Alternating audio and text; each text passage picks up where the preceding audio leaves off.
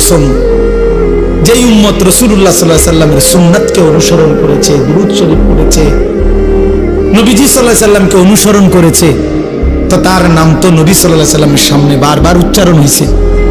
হাসরের ময়দানে সেই উম্মত গিয়ে যখন নিজের আমলনামা নিয়ে বলবে, ইয়া রাসূলুল্লাহ, আমি আনিসুর রহমান, আল্লাহ নবী বলল, ও আচ্ছা তুমি, তোমার নাম তো ফেরেশতারা আমার কাছে প্রায়ই বলতো, আমি অনেক শুনছি তোমার নাম,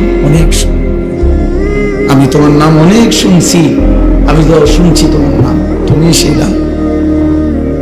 এই জন্য বন্ধু আমার, দোস্ত আমার, হাসরের ময়দানে তো রাসূলুল্লাহ সাল্লাল্লাহু আলাইহি ওয়াসাল্লামের সামনে আমলনামা দিতে হবে। সুপারিশ করবে না উনি, তো আপনি আমলনামা কাগজপত্র দিতেন না? কথা কয় না, সুপারিশের কোনো নিয়ম কানুন নাই, কথা বলেন না কেন? কোনো নিয়ম কানুন আছে কিনা? তো আপনি আপনার ফাইল দিবেন না? ফাইল না দিলে সুপারিশ করবো কি? তা আপনি যখন নিজের আমলনামা দিবেন, আল্লাহ নবী সাল্লাল্লাহু আলাইহি সাল্লামের হাতে, আমার বাপ, আমার নওজোয়ান নবী যখন চোখ বুলায় দেখবে 30 বছর সুদের লেনদেন, 30 বছর টানা মিথ্যাই বলেছে, 30 বছর ধরে প্রতিদিন গালিয়ে দিছে, 30 বছর ধরে তার স্ত্রী বেপর্দা, 30 বছর ধরে প্রতিদিন ঘরে রঙিন টেলিভিশনে নাচ গান, সিনেমা, নাটক, নর্তকীর ছবি চলছে, 365 দিনের এক একটা বছরে কোনোদিন ফজরের নামাজ পড়ে নাই। এগুলো কি আমল নামার মধ্যে লেখা থাকবে না? কথা বলেন না কেন? আল্লাহর কসম, নবীজি, আমরা উর্দু কিতাবে পড়ছি, নবী তখন এরকম আমল নামা উম্মতের দেখে খোদার কসম নবীজি হাসরের ময়দানে চোখের পানি ফেলে দিবে, কাঁদবে, আর আল্লাহর নবী বলবে, উম্মত, আমি সেই নবী, 23টা বছর যে আমি তোদের জন্য কেঁদেছিলাম, এশার নামাজের পরে দাঁড়াইছি ফজরের আজান পর্যন্ত, এক দাঁড়ানোতে চোখের পানি ফেলছি, আর তোদের জন্য আমি আল্লাহর কাছে গুনাহ মাফ চাইছি। আমার হাত্তা তাওয়াররামাত কাদামাহু, আম্মা জান আয়েশা বলে, অসংখ্য রাত নবীজি কাঁদতে কাঁদতে, দাঁড়িয়ে থাকতে থাকতে আমি আয়েশা দেখছি নবীজির 2টা পা মোবারক ফুলে ফুলে গেছে। আমি এত কাঁদলাম, তাইলে উম্মত কার জন্য? আমার তায়েফের রক্তে সারা দেহ রক্তাক্ত হয়ে আমার পায়ের জুতা আর পা রক্তে জমাট বাইধা গেছে, আমার জুতা আমি খুলতে পারতেছিলাম না, আমি ক্ষুধার কষ্টে পেটে 2টা পাথর বাঁধছিলাম, আমি উহুদের দান শহীদ করা রক্তে উহুদের জমিনে আমি পড়েছিলাম, আমার ঘরের চুলায় 3 মাস আগুন জ্বলে নাই। দোস্ত আমার, বন্ধু আমার, নবী জিজ্ঞেস করে, উম্মত, এত রক্ত, এত চোখের পানি, এত ক্ষুধার কষ্টের আমার 23 বছরের বিনিময়ে এই আমলনামা, এই আমলনামা? তুমি না আমার শ্রেষ্ঠ উম্মত, আমি না শ্রেষ্ঠ নবী? তো আমি এই আমলনামা নিয়ে কেমনে মালিকরে দেখাবো? আমি কেমনে দেখাবো যে আল্লাহ, আয় মাওলা, এটা আমি শ্রেষ্ঠ নবীর শ্রেষ্ঠ উম্মতের আমলনামা, এটা কিভাবে দেখাবো? এই জন্য আমরা এই কিতাবে পড়ছি উর্দুতে, যে নবী তখন বলবে, উম্মত, তুমি আমার এত বড় বেইজ্জতি কেমনে করবে? আজ হাসরের ময়দানে তুমি আমার উঁচা মাথা ছোট করে দিলা উম্মত। আমি তো এমনটা আশা করি নাই, আমি তো এমনটা আশা করি নাই। আমি তো 23টা বছর কোনোদিন ঠিক মতো খাই নাই, ঘুমাই নাই।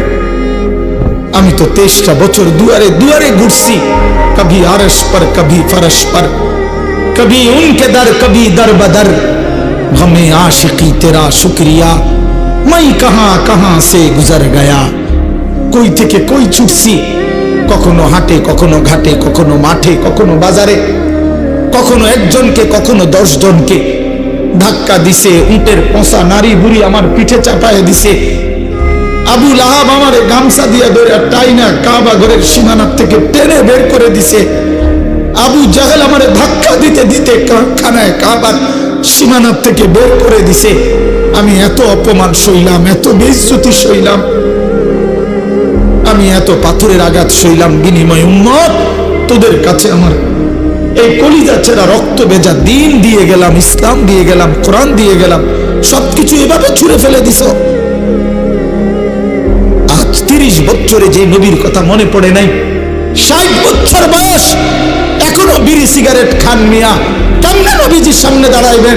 এই উম্মত, এই মুসলমান, আল্লাহর সাক্ষী রেখে আজকে রাতে ঘুমাইবার আগে একবার ভাইবেন, একবার ভাইবেন, একবার 60 বছর বয়সেও বিড়ি সিগারেট ছাড়তে পারেন নাই, 60 বছর বয়সেও গালি দেওয়া বন্ধ করতে পারেন নাই, 60 বছর বয়সেও চা দোকানে নাচ গান বেড়ি দেখার অভ্যাস ছাড়তে পারেন নাই, 60 বছর বয়সেও সুদের টাকা নিচ্ছেন, কিস্তিতে টাকা নিতেছেন।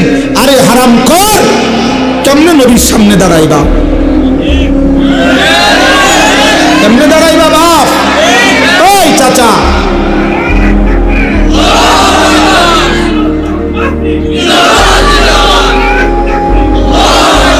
কেমনে দাঁড়াইবা বাপ? কেমনে দাঁড়াইবা? চাচা কেমনে দাঁড়াইবেন? কি মনে করছেন সুপারিশ? হাসরের ময়দানে নবীর সুপারিশ কি মামুর বাড়ি নাকি? এটা সাহাবন মনে করছেন আপনি? হ্যাঁ, আপনি কি ভাবছেন এটা? আপনি বিড়ি খাইতে খাইতে বেহেশতে যাবেন গা? হ্যাঁ, আপনি সুদ খাইতে খাইতে বেহেশতে যাবেন গা? আপনি কিস্তি উড়াইতে উড়াইতে বেহেশতে যাবেন গা? খামখেয়ালি মনে করছেন এটা? আখেরাত খামখেয়ালি? খোদার কসম, কোরআন শরীফে আছে ১৬ লক্ষ আম্বিয়া আদম থেকে নবী মুহাম্মদ সাল্লাল্লাহু আলাইহি সাল্লাম পর্যন্ত হাসরের ময়দানের ভয়ে দিবানিশি কাঁদছে। এমন কোন নবী নাই, এমন কোন নবী নাই হাসরের ময়দানে কাঁদছে, হাসরের ময়দানের ভয়ে কাঁদে নাই। এমন কোন সাহাবী নাই যারা হাসরের ময়দানের ভয়ে কাঁদে নাই। এমন কোন আউলিয়া নাই যারা হাসরের ময়দানের ভয়ে কাঁদে নাই। নালে আউলিয়া কেরাম কাঁদছে কি লেগা? বাতের লেগা, চিরা বই বনের লেগে কাঁদছে কিসের জন্য? আল্লাহ হাসরের ময়দানে মাফ করে দিয়েন, আখিরাতে মাফ করে দিয়েন, কবরের আযাব মাফ করে দিয়েন, এই জন্য কাঁদে নাই। তো ওনারা কাঁদলেন কেন? ওনারা কাঁদলেন কেন? 24 ঘন্টা নেক আমল করার পরেও 5 ওয়াক্ত নামাজ পড়লেন, হালাল হারাম বাইসা চললেন, বউ বাচ্চারে পর্দা পুশিদায় রাখলেন, এত কিছুর পরেও সমস্ত আম্বিয়া কেন কাঁদলেন? সমস্ত সাহাবা কেন কাঁদলেন?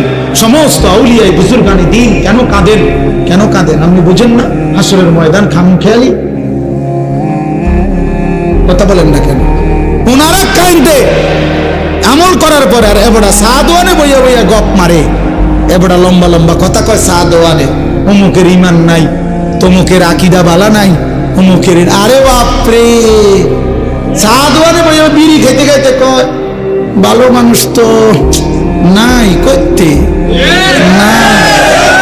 না চাচা, ভালো মানুষ থাকবো করতে? ভালো মানুষের শেষ ব্যক্তি তো আপনি, পৃথিবীর সর্বশেষ ভালো ব্যক্তি তো আপনি। বিড়ি খাই না কাকু, আপনি শেষ ভালো।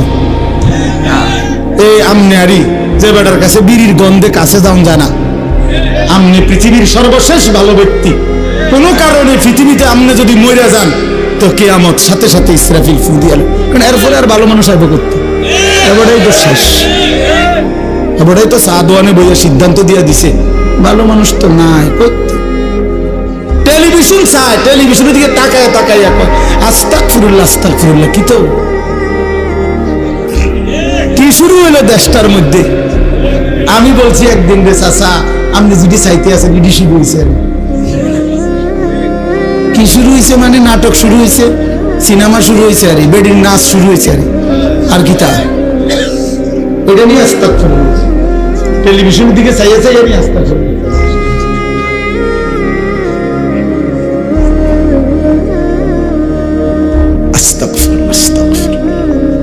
কথা শেষ।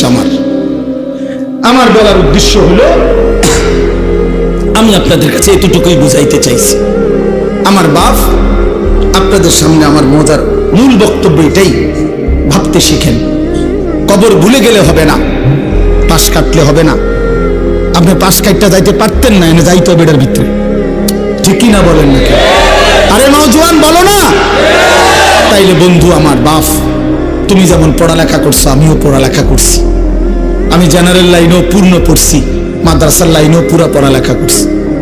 এই জন্য বন্ধু, আমি সায়েন্স পড়ছি, আমি কুমিল্লা ভিক্টোরিয়া কলেজ থেকে মাস্টার্স পাস করছি, আমি বিজ্ঞান বিভাগ থেকে এসএসসি পাস করছি দাখিল। অতএব তুমি আমারে অনুরোধ করছি, নওজোয়ান তুমি ভুল করো না, তুমি ভুল করো না। শুধু ভাত মাছের হিসাব মিলাইলে হতো না, শুধু একটা চাকরি, একটা ব্যবসা, একটা বিয়া, একটা বিল্ডিং, একটা বিদেশ, বন্ধু আমার একটা মোটরসাইকেল, এতটুকুর হিসাব মিলাইলে হবে না দোস্ত। আমরা মুসলমান, আমাদের আখিরাত আছে, আমাদের কবর আছে। আর আপনারা যারা বাবা আছেন, অভিভাবক, আপনাদের কাছে অনুরোধ, আপনি এই সংসারের দিকে তাকাইয়া দেখছেন, বিল্ডিং করছেন, সোফা বানাইছেন, খাট বানাইছেন, আমার বাপ এতটুকু হিসাব মিলাইয়া মুসলমান কবরে গেলে হবে না। আমার জিফুতের লেগে খাট সংসারে সব করে দিয়ে আইছি, কি করে দিয়ে আসছে? এই সোফা টোফা এডি 20 বছর পরে দেখবেন আপনি আইলে কিচ্ছু নাই। 20 বছরের মাথাত কবর থেকে আইসা যদি দেখেন আমনের বানানো ফার্নিচার, একটা বদনাও, একটা লোডা ঘরের মধ্যে নাই, সব ফালাই দিছে। এগুলো আর এখন চলে না। জিঙ্গাইলে কইব, দাদা ঠিক আছে আপনি বানাইছেন যত্ন করে, কিন্তু ওই মডেল এগুলো এখন আর চলে না, এগুলো আমরা ফেলে দিছি আরো 5-7 বছর আগে। যদি আপনি আইবেন জানতাম কবর থেকে, তাহলে না টাঙ্গায় রাখতাম। কথা বুঝছেন? আসলে কি ফেলে দিবে এগুলো, দুনিয়া ফেলে দেয়, আপনার সন্তানই ফেলে দিবে, আপনার নাতি নাতনি দুনিয়া ফেলে দিবে। অতএব আমাদের জিন্দেগি আখেরাত। আমাদের জিন্দেগি কি বলেন? মুমিনের জীবন আখেরাত, মুমিনের হায়াত আখেরাত, মুমিনের রাত আখেরাত, মুমিনের দিন আখেরাত, মুমিনের হাসি আখেরাত, মুমিনের কান্না আখেরাত, মুমিনের স্বপ্ন আখেরাত, মুমিনের কল্পনা আখেরাত, মুমিনের পরিকল্পনা আখেরাত।